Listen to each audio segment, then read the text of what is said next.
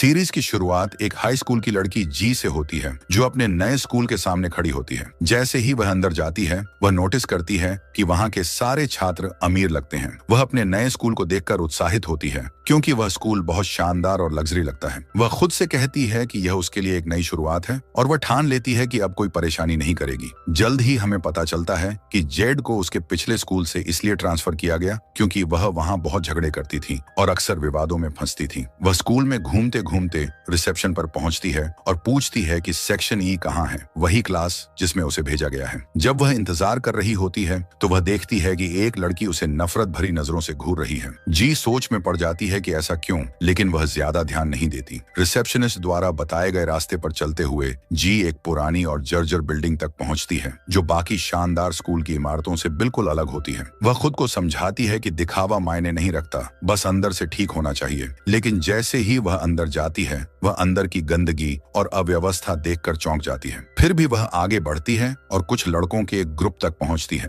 वह पूछती है क्या यही सेक्शन ई है। उनमें से एक लड़का जिसका नाम कैफिर है कहता है कि वह गलत जगह पर है। जी कहती है कि रिसेप्शनिस्ट ने यहीं भेजा था, लेकिन कैफिर बदतमीजी से कहता है कि वह तुरंत यहाँ से चली जाए। उसकी रूखी बातों से परेशान होकर जी वहाँ से चली जाती है और सोचती है कि उसका मन कर रहा है कि जो लॉलीपॉप वो पकड़े हुए हैं उसे कैफिर के मुंह में ठूंस दे। लेकिन वह खुद को शांत करती है और एक दूसरी बिल्डिंग की ओर जाती है जो साफ सुथरी और अच्छी लगती है। वहाँ एक क्लासरूम में जाकर वह एक डेस्क पर बैठ जाती है। थोड़ी ही देर में एक लड़की आती है जिसका नाम रॉकी है और वह क्लास प्रेसिडेंट है। वह खुद का परिचय देती है और जी भी बताती है कि वह इस स्कूल में नई है। जब रॉकी जी के पेपर्स चेक करती है तो उसे पता चलता है कि जी इस क्लास की नहीं है बल्कि सेक्शन ई की किसी और क्लास की छात्रा है। वह जी को सही रास्ता बता देती है। उसी पल जी को समझ आता है कि कैफिर ने उसके साथ मजाक किया था। गुस्से में वह वापस सेक्शन ई की ओर जाती है। वहां पहुंचने पर उसे पता चलता है कि उस सेक्शन में सिर्फ एक ही क्लासरूम है और वह पूरी तरह लड़कों से भरी हुई है। फिर भी वह परेशान नहीं होती। वह टीचर और क्लास से अपना परिचय देती है। क्लास लीडर होने के नाते कैफिर को उसका स्वागत करना चाहिए था, लेकिन वह उसका मजाक उड़ाता है और बाकी छात्र भी हंसते हैं। जी चुप नहीं रहती, वह भी कैफिर का मजाक उड़ाती है।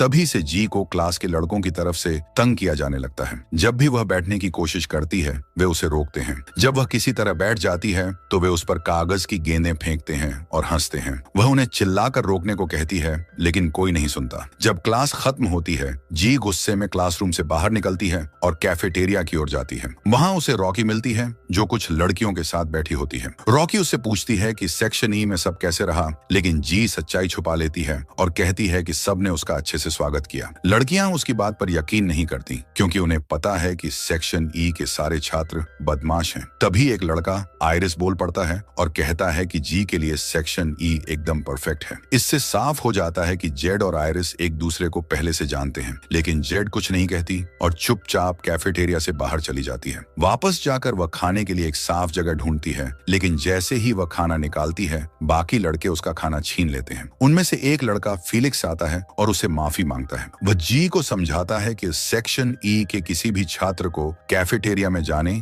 या वहां से खाना खरीदने की इजाजत नहीं है। जी यह सुनकर हैरान होती है, लेकिन वह फिर से बैग से खाना निकालती है। फिलिक्स तुरंत वह भी छीन लेता है और चेतावनी देता है कि आगे से ऐसा न करे। बाद में जब जी क्लास में होती है एक महिला टीचर आती है, लेकिन पढ़ाना शुरू नहीं करती क्योंकि क्लास बहुत गंदी होती है। वह कहती है कि अगर अगली बार भी क्लास ऐसी ही मिली तो वह साल भर उन्हें नहीं पढ़ाएंगी। फिर वह चली जाती है। जी ठान लेती है कि वह क्लास साफ करेगी और सबको सफाई के लिए प्रेरित करती है, लेकिन आश्चर्यजनक रूप से सारे लड़के बाहर निकल जाते हैं और जी को क्लास में बंद कर देते हैं। वह चिल्ला चिल्लाकर मदद मांगती है, लेकिन वे खिड़की से हंसते हैं और मजाक उड़ाते हैं। जी के पास कोई और चारा नहीं होता। वह अकेले ही क्लास की सफाई करती है, गुस्से और झुंझलाहट से भरी हुई। दिन के अंत में वह घर लौटती है। हमें पता चलता है कि वह अपने चाची के साथ रहती है। जब चाची उससे पहले दिन के बारे में पूछती हैं, जी सब कुछ छुपा लेती है और कहती है कि दिन बहुत अच्छा था। चाची उसे उसकी दी गई कसम याद दिलाती है और जी कहती है कि उसने नहीं भूला, वह किसी से कोई झगड़ा नहीं करेगी। अगले दिन स्कूल में कैफिर उसे एक कागज देता है जिसमें उन चीजों की लिस्ट होती है जो वह और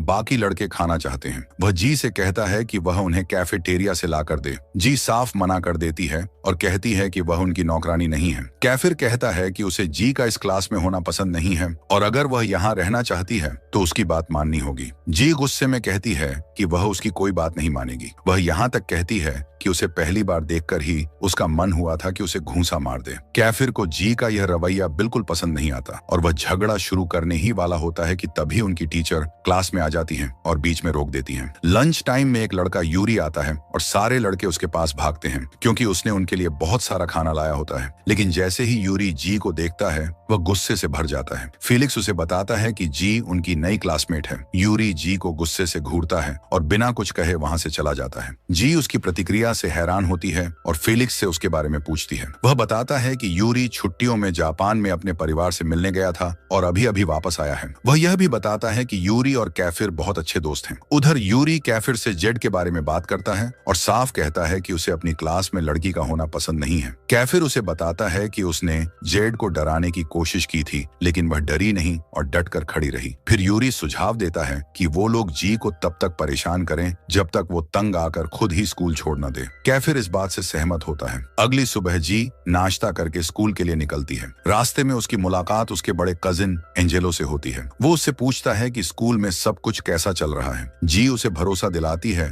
कि सब कुछ ठीक है। फिर वो पूछती है कि क्या उसे सेक्शन ए के बारे में कुछ पता है क्योंकि वो भी कभी इसी स्कूल का छात्र था। एंजेलो बताता है कि सेक्शन ए को खास तौर पर बदमाश छात्रों के लिए बनाया गया है और एक बार अगर कोई वहां ट्रांसफर हो जाए तो वो ग्रेजुएशन तक वहीं रहता है। लेकिन वो यह भी बताता है कि अगर कोई लड़की अच्छे व्यवहार, बिना झगड़े और अच्छे ग्रेड्स से पढ़ाई करे तो वो सेक्शन ए से बाहर ट्रांसफर हो सकती है। ये सुनने के बाद जी स्कूल की ओर आगे बढ़ती है। रास्ते में वह एक लड़के को 4 लड़कों से लड़ते हुए देखती है और वो अकेले ही सबको हरा देता है। जैसे ही वह जेड को देखता है वह खुद को उसका क्लासमेट बताता है और पूछता है क्या वो साथ में स्कूल चल सकती है। जी मान जाती है। रास्ते में उसे पता चलता है कि उस लड़के का नाम साई है। जी उससे पूछती है कि सेक्शन ए के छात्रों को कैफेटेरिया में जाने की इजाजत क्यों नहीं है। साई कहता है कि वह बताएगा लेकिन एक शर्त पर उसे खाने के लिए कुछ दिलवाना होगा। जी मान जाती है। फिर साई बताता है कि पहले सेक्शन ए में एक लड़की थी जिसका नाम एला था और वो कैफिर से बहुत प्यार करती थी लेकिन उसके स्कूल प्रशासन से अच्छे संबंध थे तो उसे किसी और सेक्शन में ट्रांसफर कर दिया गया। ट्रांसफर के बाद एला का रवैया कैफिर के लिए अचानक बदल गया। एक दिन कैफिर ने उसे कैफेटेरिया में किसी और लड़के को चूमते हुए देख लिया। गुस्से में आकर कैफिर ने उस लड़के से लड़ाई कर ली और पूरी कैफेटेरिया तहस नहस कर दी। इसके बाद स्कूल प्रशासन ने कैफिर और पूरे सेक्शन ए के छात्रों को कैफेटेरिया में जाने पर रोक लगा दी। बातचीत खत्म होने के बाद जी और साई स्कूल पहुंचते हैं और दिन सामान्य ढंग से बीतता है। लेकिन आखिरी पीरियड में जी हैरान रह जाती है जब उसे पता चलता है कि उसकी कुर्सी से उसके कपड़े चिपका दिए गए हैं। ये शरारत कैफिर और यूरी ने मिलकर की थी। पूरी क्लास जी पर हंसती है और सब उसे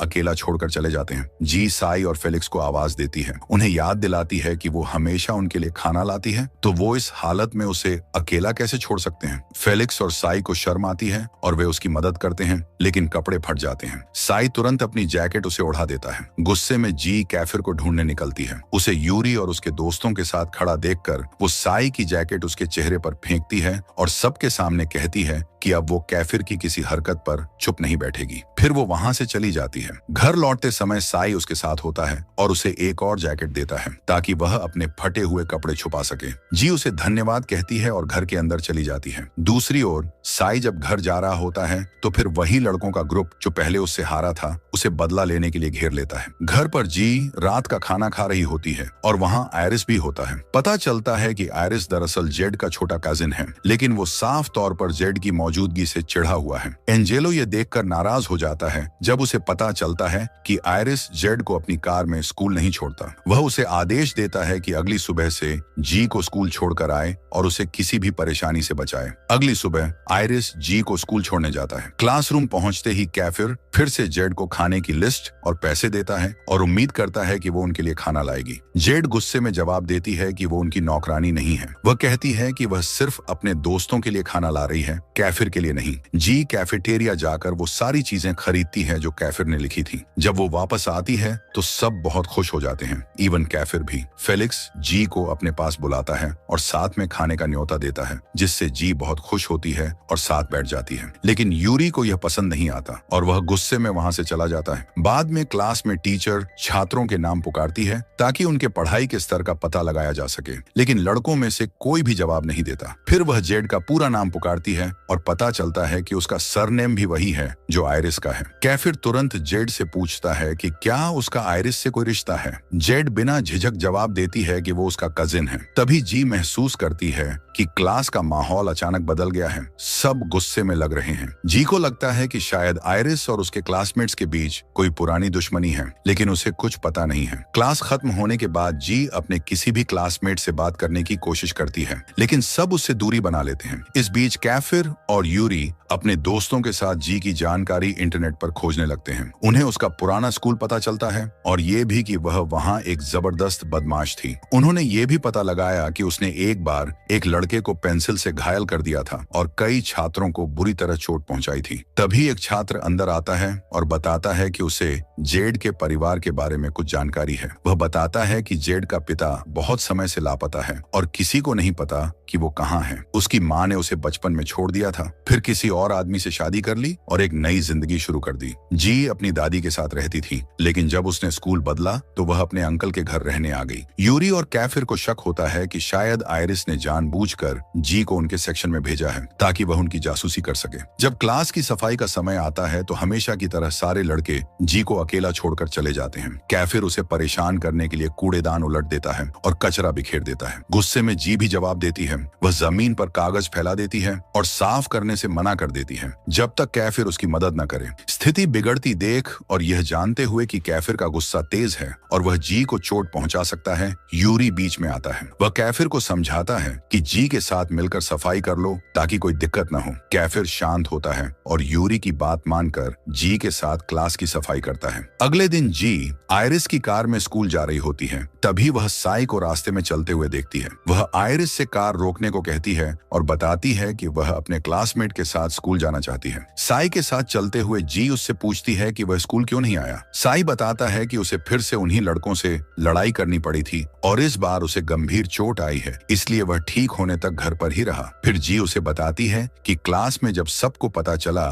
कि वह आयरिस की कजिन है तो सबने उससे दूरी बना ली। वह साई से पूछती है क्या वह भी ऐसा ही करेगा। साई उसे भरोसा दिलाता है कि वो ऐसा कुछ नहीं करेगा और उसे चिंता करने की जरूरत नहीं है। वे साथ में स्कूल की ओर बढ़ते हैं। बाद में साई जी को एक बिल्डिंग के पीछे ले जाता है ताकि उसे क्लास प्रेसिडेंट का चुनाव दिखा सके, लेकिन जी हैरान रह जाती है जब उसे पता चलता है कि असल में कोई वोटिंग नहीं होती बल्कि चुनाव का तरीका है एक फिजिकल फाइट। कैफिर और एक और छात्र डेविड जो इस पद को पाना चाहता है एक दूसरे से मुकाबला करते हैं। जो जीतेगा वही नया क्लास प्रेसिडेंट बनेगा। फाइट शुरू होती है और कैफिर और डेविड एक दूसरे पर जमकर हमला करते हैं। लड़ाई बहुत ज्यादा तीव्र और हिंसक होती है, लेकिन अंत में कैफिर जीत जाता है। छात्र उसका उत्साह से स्वागत करते हैं, उसे कंधों पर उठा लेते हैं और जश्न मनाते हुए वहां से ले जाते हैं। जी वहां से नहीं जाती बल्कि वह डेविड के पास जाती है और उसे घर पहुंचाने में मदद करती है। अगले दिन क्लास में जी साई और डेविड के लिए खाना लाती है। उधर यूरी और कैफिर उन्हें देखकर नाखुश होते हैं। ये साफ हो जाता है कि जी अब क्लास के सभी लड़कों के साथ अच्छे से घुल मिल रही है और बदले में वे भी उसे सम्मान देने लगे हैं। यह बात कैफिर और यूरी को चिंता में डाल देती है क्योंकि वे नहीं चाहते कि जी उनकी सेक्शन में सहज महसूस करे। उसी समय उनका एक सहपाठी उन्हें बताता है कि अगला पीरियड पीआई का है और उन्हें जिम के लिए तैयार होना है। उसी समय आयरिस अपने दोस्त के साथ बैठा है जो उसे बताता है कि सेक्शन ए के छात्र अगली क्लास के लिए जिम जा रहे हैं। बात करते समय एला वहां आती है और आयरिस को हाय कहती है। साफ होता है कि दोनों के बीच रोमांटिक रिश्ता है। फिर आयरिस ये बहाना बनाकर जिम जाने का फैसला करता है कि वह अपनी कजिन जी को चेक करना चाहता है, कहीं कोई लड़का उसे परेशान न कर रहा हो। हालांकि जब वह वहां पहुंचता है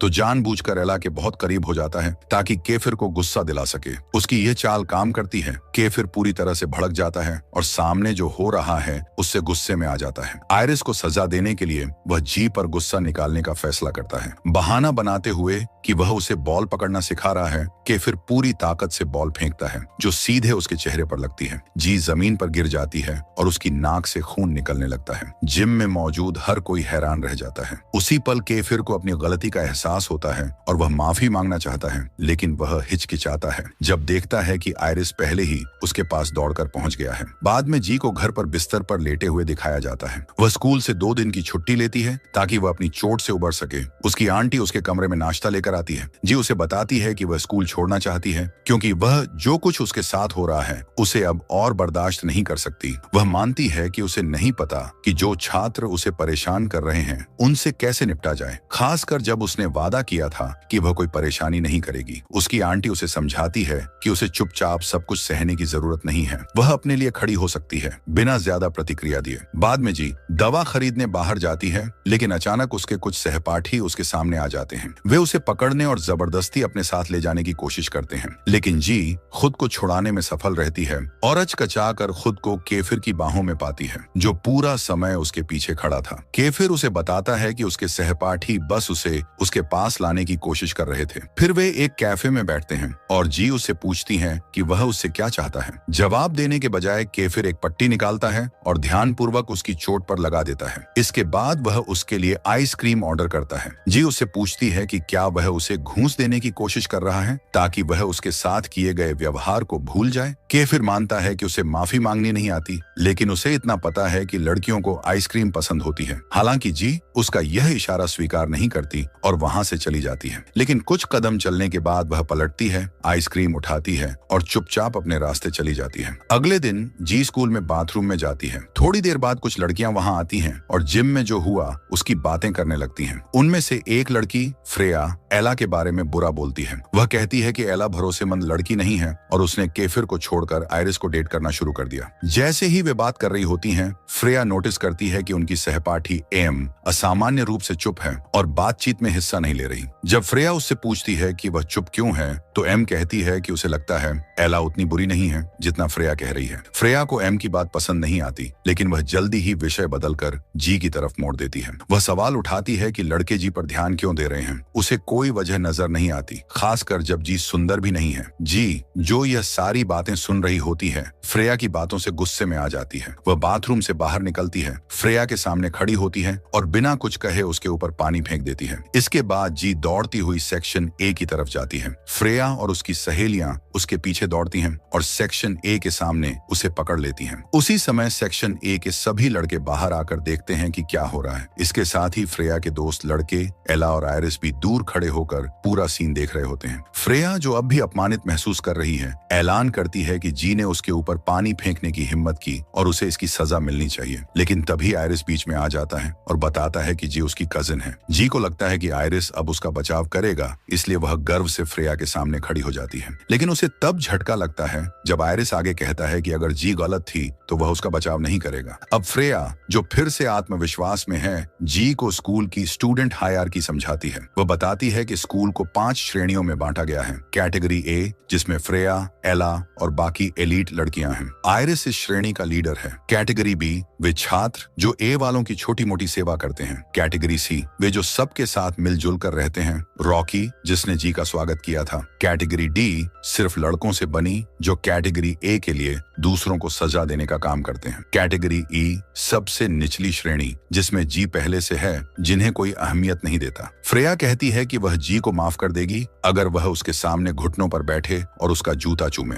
लेकिन जी साफ इनकार कर देती है और वहां खड़े सभी को बताती है कि वह बाथरूम में थी और उसने खुद सुना कि फ्रेया एला के बारे में बुरा बोल रही थी और उसे अपमानजनक कहा। फ्रेया घबरा जाती है क्योंकि वह जानती है कि आयरिस उसे सजा देगा। वह झूठ बोलती है कि उसने ऐसा कुछ नहीं कहा और सारा दोष एम पर डाल देती है। फ्रेया की बाकी सहेलियां भी उसका झूठा साथ देती हैं। एम जो हैरान और डरी होती है, खुद को निर्दोष बताने की कोशिश करती है, लेकिन आयरिस उसकी बातों को अनदेखा करता है और कैटेगरी डी के लड़कों को आदेश देता है कि वे उसे सजा दें। लड़के एम को पकड़ लेते हैं और उसे सबके सामने पीटने की तैयारी करते हैं। तभी कैटेगरी ई का एक लड़का एलेक्स वहां आता है और डी के लड़कों पर हमला करता है और एम को बचा लेता है। पता चलता है कि एलेक्स एम का एक्स बॉयफ्रेंड है। अब माहौल गर्मा जाता है। आयरिस और केफिर आमने सामने खड़े हो जाते हैं। आयरिस चाहता है कि एम को सजा दी जाए, जबकि केफिर इसका विरोध करता है। स्थिति और बिगड़ जाती है जब आयरिस केफिर पर हमला करता है। वह उसे जोर से मारता है। इसके बाद सभी छात्रों के बीच जबरदस्त लड़ाई शुरू हो जाती है। बाद में यूरी और केफिर साथ बैठकर इस घटना पर चर्चा करते हैं। यूरी बताता है कि जी को क्लास से निकालने के उनके सारे प्रयास नाकाम रहे हैं। इसके उलट छात्र अब जी के साथ सहानुभूति दिखा रहे हैं और उसे अपना रहे हैं। केफिर मुस्कुराता है और कहता है कि अब उसके पास एक नया प्लान है, ऐसा प्लान जो एक तीर से 2 शिकार करेगा। वह जी को अपने प्यार में फंसाएगा, भावनात्मक रूप से उसे जोड़ लेगा,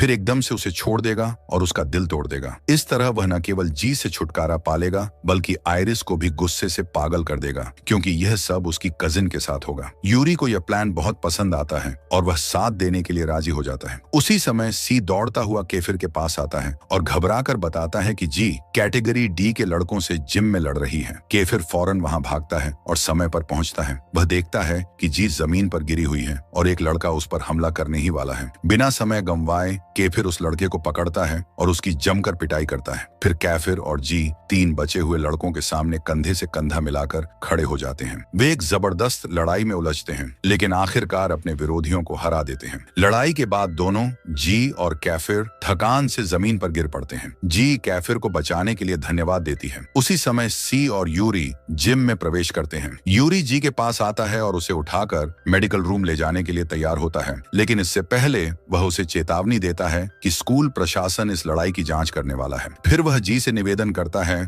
कि वह जांच में कैफिर का नाम न ले, क्योंकि अगर कैफिर फिर से किसी बड़ी समस्या में फंस गया तो उसे स्कूल से स्थायी रूप से निकाल दिया जाएगा। जी सहमत हो जाती है और वादा करती है कि वह कैफिर का नाम नहीं लेगी। अगले दिन मूसलधार बारिश होती है, जिससे स्कूल प्रशासन छात्रों को जल्दी छुट्टी दे देता है। जी आयरिस को फोन करके कहती है कि वह उसे लेने आए, लेकिन जब वह स्कूल बिल्डिंग से बाहर आकर बारिश में खड़ी होकर उसका इंतजार करती है तो वह आता ही नहीं। उसी समय यूरी उसे देखता है और उसे घर छोड़ने का ऑफर देता है। जी के पास कोई और विकल्प नहीं होता तो वह यूरी की गाड़ी में बैठ जाती है। रास्ते में यूरी देखता है कि जी बहुत ठंडी हो रही है, इसलिए वह उसे अपनी जैकेट देता है। थोड़ी देर बाद जी को आश्चर्य होता है जब यूरी उसे उसके घर के बजाय अपने घर ले जा रहा होता है। वो बताता है कि उसके घर जाने वाले सारे रास्ते बाढ़ के कारण बंद हो चुके हैं, इसलिए जी को तब तक उसके घर पर रुकना होगा जब तक मौसम ठीक न हो जाए। जी अनमने भाव से मान जाती है। वह यूरी के घर की भव्यता देखकर हैरान रह जाती है। वह बेहद शानदार और आलीशान होता है। यूरी उसे एक कमरे में ले जाता है और कहता है कि वह अपने गीले कपड़े बदल ले। वह यह भी बताता है कि जब तक उसकी मेड उसके कपड़े धो और सुखा नहीं देती, वह यूरी के किसी भी कपड़े का इस्तेमाल कर सकती है। फिर वह उसे प्राइवेसी देने के लिए बाहर चला जाता है। कुछ देर बाद यूरी लौटता है और दोनों बैठकर बातें करने लगते हैं। जी उससे उसके परिवार के बारे में पूछती है। यूरी बताता है कि उसके माता पिता जापान में रहते हैं, जहां वे अपना बिजनेस चलाते हैं। वह यह भी बताता है कि वह इस बड़े से घर में केवल अपने दादाजी के साथ रहता है। बाद में यूरी जी को अपने दादाजी से मिलवाने ले जाता है, जो यह जानकर चौंक जाते हैं कि यूरी पहली बार किसी लड़की को अपने घर लेकर आया है। बातचीत के दौरान जी अपनी शालीनता और नम्र स्वभाव से यूरी के दादा को प्रभावित करती है। अगले दिन स्कूल में जी यूरी को धन्यवाद देती है और उसके साथ हंसी मजाक करते हुए क्लास की ओर चलती है। कैफिर यह देखता है और चौंक जाता है कि यूरी और जी इतने घुल मिलकर बात कर रहे हैं। जिज्ञासावश वह यूरी को एक तरफ ले जाकर पूछता है कि पिछली रात क्या हुआ था। यूरी सब कुछ बता देता है और जब वह देखता है कि कैफिर चिढ़ने लगा है तो उसे आश्वस्त करता है कि इससे उनके प्लान पर कोई असर नहीं पड़ेगा। सब कुछ ठीक वैसे ही चलेगा जैसा उन्होंने तय किया है। थोड़ी देर बाद कैफिर और जी को प्रिंसिपल के ऑफिस बुलाया जाता है। वहां कैटेगरी डी के लड़के पहले से मौजूद होते हैं और दावा करते हैं कि कैफिर और जी ने बिना किसी वजह के उन पर हमला किया। जी तुरंत खुद और कैफिर का बचाव करने की कोशिश करती है, लेकिन उसे महसूस होता है कि प्रिंसिपल उसकी बात पर विश्वास नहीं कर रही है। इसका कारण है कि कैफिर पहले भी कई बार स्कूल में समस्याएं खड़ी कर चुका है। जी तब यूरी की वह बात याद करती है कि अगर कैफिर एक और बड़ी समस्या में फंसा तो उसे स्कूल से निकाल दिया जाएगा। कैफिर को बचाने के लिए जी आगे बढ़कर प्रिंसिपल से कहती है कि सारा दोष उसी का है। प्रिंसिपल यह महसूस कर लेती हैं कि जी कैफिर को बचाने की कोशिश कर रही है और उसे चेतावनी देती है कि अगर वह झूठ बोल रही है तो उसे भी स्कूल से निकाला जा सकता है। फिर भी जी डटी रहती है और कहती है कि कैफिर का इसमें कोई हाथ नहीं था। प्रिंसिपल कहती हैं कि अब वह जी के गार्जियन को बुलाएंगी। ऑफिस से बाहर आने के बाद कैफिर जी का धन्यवाद करता है। कुछ समय बाद एंजेलो आता है और जी को एक तरफ ले जाकर डांटता है कि वह बार बार मुसीबतों में क्यों पड़ रही है। वह उसे उसकी उस कसम की याद दिलाता है कि उसने वादा किया था कि वह स्कूल में कोई परेशानी नहीं खड़ी करेगी। जी माफी मांगती है और कहती है कि वह अब और कोई परेशानी नहीं खड़ी करेगी। उस रात कैफिर यूरी के घर पर होता है, उनके अन्य मेल क्लासमेट्स के साथ। वहां कैफिर अपने प्लान के बारे में बताता है कि वह जी को अपने प्यार में फंसाएगा और फिर उसका दिल तोड़कर उसे क्लास छोड़ने पर मजबूर कर देगा। यूरी को यह योजना बिल्कुल पसंद नहीं आती, लेकिन वह कुछ नहीं कहता। अगले दिन स्कूल में जी को कूड़ेदान के पीछे से कोई आवाज सुनाई देती है। जब वह पास जाकर देखती है तो एम को छिपा हुआ पाती है। एम डरी हुई होती है क्योंकि आयरिस ने कैटेगरी डी के लड़कों को उसे पकड़ने और सजा देने का आदेश दिया है, यह मानते हुए कि उसने एला के बारे में बुरा बोला था। जी को उस पर दया आती है और पूछती है कि क्या किसी क्लासमेट ने उसकी मदद की। एम कहती है कि केवल एला ही उसकी मदद कर सकती थी, लेकिन वह आज स्कूल नहीं आई है। जी उसे बाथरूम ले जाकर साफ सुथरा करती है और फिर उसे सेक्शन ए में ले जाने का फैसला करती है ताकि उसे बचाया जा सके। हालांकि जब वे वहां पहुंचते हैं तो कैफिर एम की मौजूदगी से खिन्न हो जाता है और उसे बाहर निकालने की बात करता है। जी गुस्से में कहती है कि एम को मदद की जरूरत है और उसे याद दिलाती है कि उसने एक बार उसकी भी मदद की थी। कैफिर इस मौके का फायदा उठाकर अपने प्लान की शुरुआत करता है और रोमांटिक अंदाज में जी से कहता है कि वह उसके लिए कुछ भी करने को तैयार है। यूरी दूर से यह देख रहा होता है और अपनी जलन छिपा नहीं पाता। जी शर्मिंदा हो जाती है और समझ नहीं पाती कि क्या प्रतिक्रिया दे।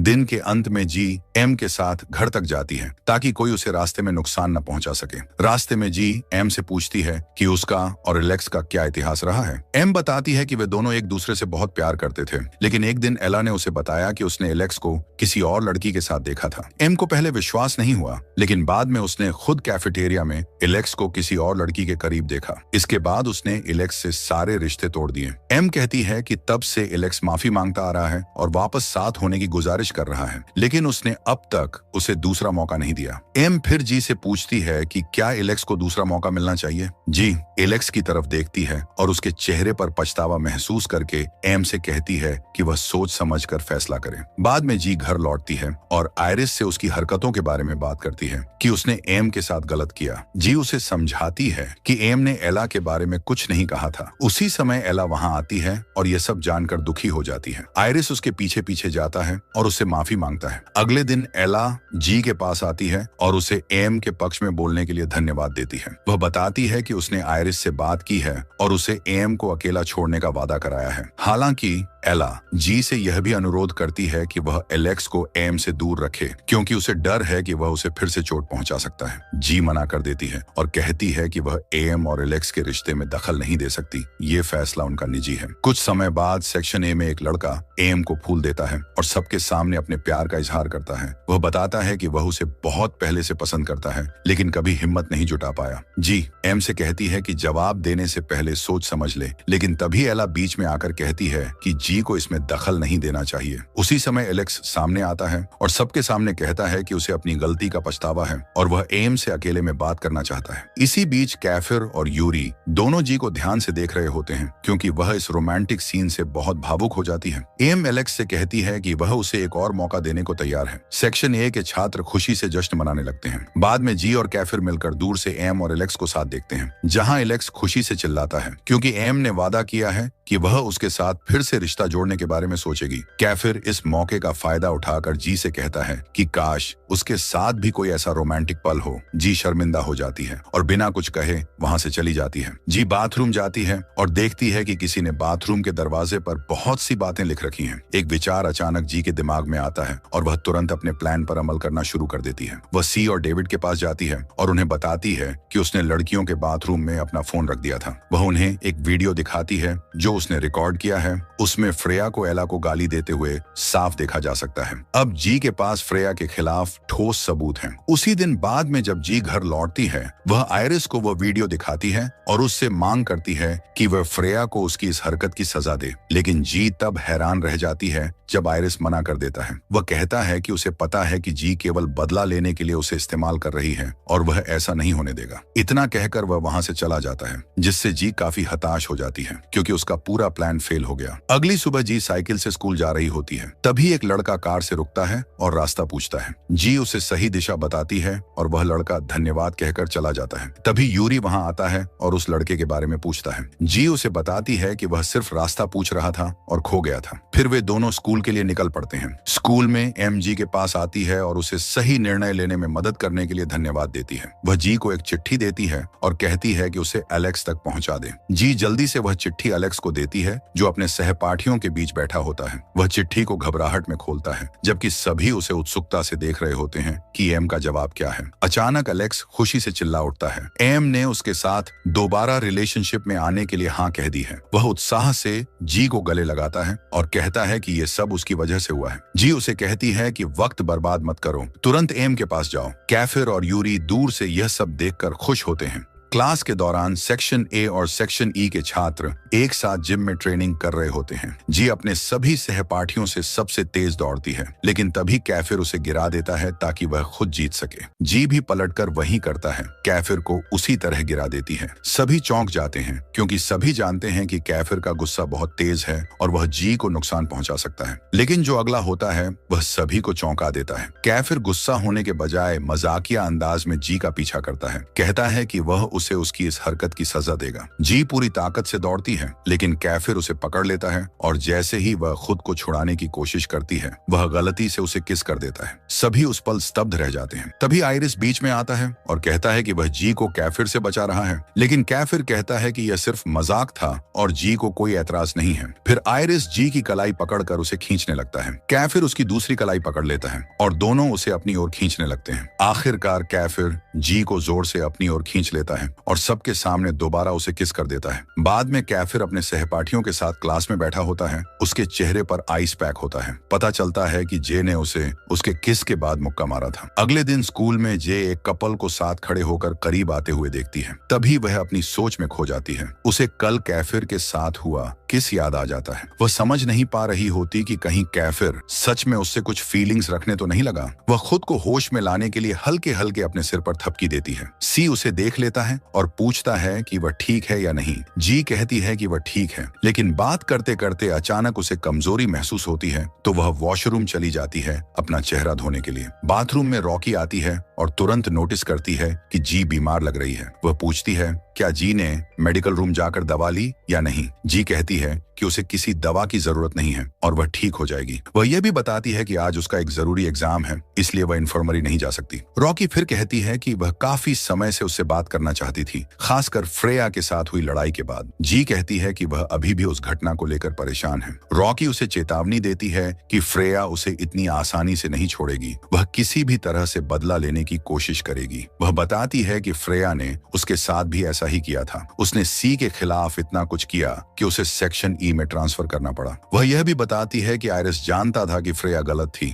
लेकिन वह उसे सजा नहीं दे सकता था क्योंकि वह गुपचुप रूप से फ्रेया के साथ रिलेशनशिप में था, एला के पीछे। जी ये सुनकर चौंक जाती है। रॉकी कंफर्म करती है कि उसने एक पार्टी में उन्हें करीब देखा था। वह बताती है कि फ्रेया हमेशा आयरिस को ब्लैकमेल करती है। कहती है कि अगर वह उसके खिलाफ गया तो वह उसकी सच्चाई एला को बता देगी। इसी वजह से फ्रेया स्कूल में कुछ भी करती है और उसे कोई सजा नहीं मिलती। जी फिर रॉकी से उसके और सी के रिश्ते के बारे में पूछती है। रॉकी बताती है कि वो और सी एक दूसरे से प्यार करते थे, लेकिन जब फ्रेया को पता चला तो वह जलन करने लगी क्योंकि वह भी सी को पसंद करती थी। उस दिन से उसने रॉकी को परेशान करना शुरू कर दिया। जब सी रॉकी का बचाव करने आता है तो फ्रेया उस पर चोरी का इल्जाम लगा देती है, जिससे उसकी इज्जत खराब हो जाती है और स्कूल प्रशासन उसे सेक्शन ई में ट्रांसफर कर देता है। जी ये सब जानकर बहुत परेशान हो जाती है और अपनी क्लासरूम में लौट जाती है। इस बीच उसकी तबीयत और भी बिगड़ जाती है और वह इतनी कमजोर हो जाती है कि अपना सिर भी उठाकर नहीं रख पाती। वह यूरी और कैफिर के बीच बैठती है, जागते रहने के लिए संघर्ष करती हुई।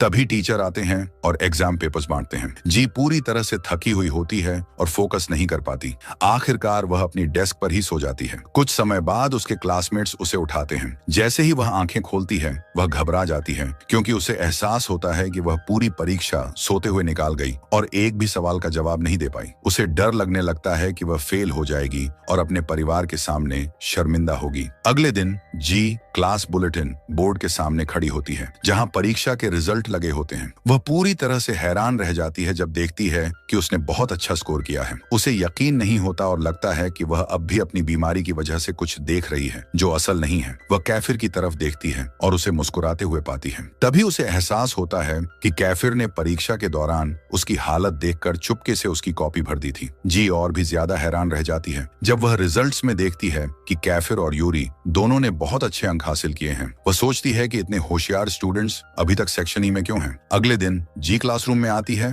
और सी को अकेला बैठा देखती है। सी कहता है कि उसे भूख लगी है और खाना चाहिए। वह अपने लॉकर से आटा और एक अंडा निकालता है और जी से कहता है कि वह उसके लिए पैनकेक बना दे। जी कहती है कि उसे किचन के सामान की जरूरत होगी, लेकिन सी चौंकाते हुए बताता है कि क्लासरूम में ही कुछ बर्तन रखे हुए हैं। जी उन्हें निकालती है और पैनकेक बनाना शुरू करती है। क्लासमेट्स उसके आसपास जमा हो जाते हैं, उत्साहित और खुश होकर। यूरी और कैफिर भी आ जाते हैं और जी को पकाते हुए देखकर हैरान रह जाते हैं। कैफिर कहता है कि जो भी उसका बॉयफ्रेंड बनेगा वह बहुत लकी होगा और खुद कहता है कि वह चाहता है कि वह लड़का वही हो। जी उसकी बातों से खुश हो जाती है और पल में इतनी खो जाती है कि पैनकेक जल जाता है। वह चिल्लाकर कैफिर को डांटती है कि उसी की वजह से उसका ध्यान भटका। कैफिर क्लासरूम से चला जाता है और यूरी जी की मदद करने आता है। ब्रेक के दौरान सी अकेला बैठा होता है, उसकी गोद में एक हैंडबैग होता है। जी पूछती है कि यह बैग किसका है। सी बताता है कि यह मेल्डा नाम की एक लड़की का है जो उसे बाथरूम जाते समय सौंप कर गई थी। लेकिन जब मेल्डा वापस आती है तो वह गुस्से में सी पर चिल्लाती है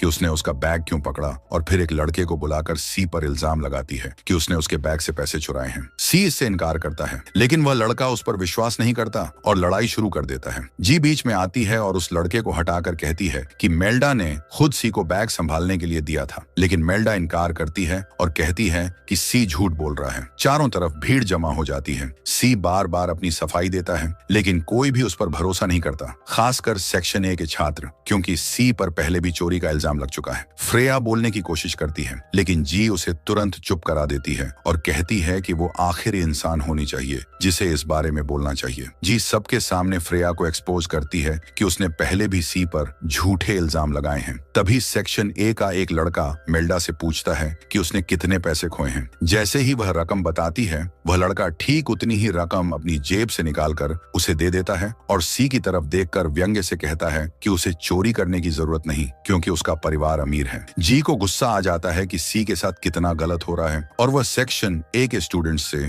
लड़ना चाहती है। लेकिन यूरी उसे पकड़कर वापस क्लास में ले आता है और कहता है कि पहले सी से सच्चाई पूछ ले फिर कोई कदम उठाए। जी सी के सामने खड़ी होती है और पूछती है कि क्या उसने सच में पैसे चुराए थे। सी जोर देकर कहता है कि नहीं, वह फंसाया जा रहा है। जी और उसके क्लासमेट्स उस पर भरोसा करते हैं और उसके साथ सहानुभूति रखते हैं। इसी बीच घर पर आयरिस एला के साथ होता है। वह उससे पूछता है कि क्या वह जानती है कि सी को फंसाया गया था। एला कबूल करती है कि उसने ही सी को फंसाया क्योंकि वह जी से नाराज थी और उसे चोट पहुंचाना चाहती थी ताकि जी को सी के लिए बुरा महसूस हो। वह अब भी जी से नफरत करती है क्योंकि जी की वजह से एम ने एलेक्स के साथ वापस जुड़ने का फैसला किया और अब एम उससे दूर हो गई है। एला को इस बात से भी परेशानी है कि सेक्शन ए के सारे लड़के जी के साथ अच्छे से पेश आते हैं जबकि पहले वह उनके करीब हुआ करती थी। आयरिस उसे चुप कराता है और कहता है कि वह सब भूल जाए और सिर्फ उस पर ध्यान दे। वह वादा करता है कि वह एला को सब कुछ वापस दिलवाएगा। अगले दिन जी कैफिर से मिलती है और उसे पैसे मांगती है ताकि वह मेल्डा वाली बेइज्जती का हिसाब कर सके।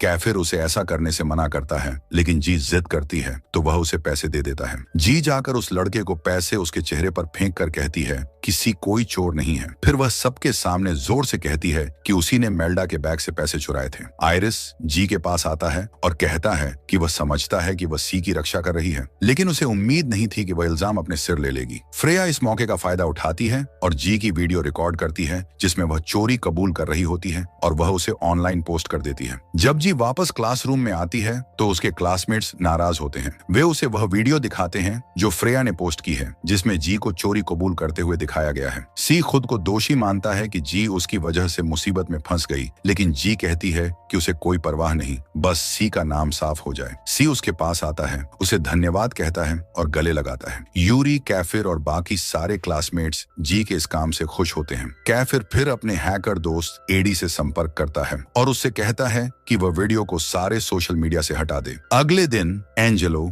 जी को डांटता है क्योंकि उसने वीडियो देख ली होती है। जी हैरान रह जाती है जब उसे पता चलता है कि एंजेलो के पास कैफिर का नंबर है और वह उसे कॉल करता है। कैफिर उसे भरोसा दिलाता है कि जी ने ये सब सी की इज्जत बचाने के लिए किया था और वीडियो अब डिलीट हो चुकी है। एंजेलो शांत हो जाता है लेकिन जी को फिर से ऐसा न करने की चेतावनी देता है। बाद में जी की दादी उसके आंटी के साथ आती हैं जो जी को पसंद नहीं करती। वह दादी को वीडियो के बारे में बताती हैं लेकिन दादी इस पर भरोसा नहीं करती। जी परेशान होकर कहती है कि उसे थोड़ी हवा चाहिए और वह टहलने बाहर निकल जाती है। वह एक रेस्टोरेंट में रुकती है जहां उसे सेक्शन ए की लड़कियां दिखती हैं। जैसे ही वे उसे देखती हैं वे वेटर को बुलाकर कहती हैं कि जी एक चोर है और वे उसके साथ असहज महसूस कर रही हैं। वेटर जी के पास आता है और उसे रेस्टोरेंट छोड़ने को कहता है। तभी यूरी अंदर आता है और ये सब देखकर वेटर को बताता है कि वह उस दिन के रेस्टोरेंट की सारी कमाई चुका देगा लेकिन लड़कियों को बाहर निकाल दिया जाए। जी ये देखकर हैरान हैरान रह जाती है, खासकर जब उसे पता चलता है कि यह रेस्टोरेंट यूरी के परिवार का है। इस वजह से वेटर डर जाता है और यूरी की बात मानकर लड़कियों को रेस्टोरेंट से बाहर निकाल देता है। यूरी फिर जी के साथ बैठता है और उसे लंच कराता है। जी उसे उसके काम के लिए धन्यवाद कहती है और उस पल से खुश होती है। लेकिन तभी कैफिर अपनी कार में वहां पहुंचता है और जब वह जी को यूरी के साथ हंसते हुए देखता है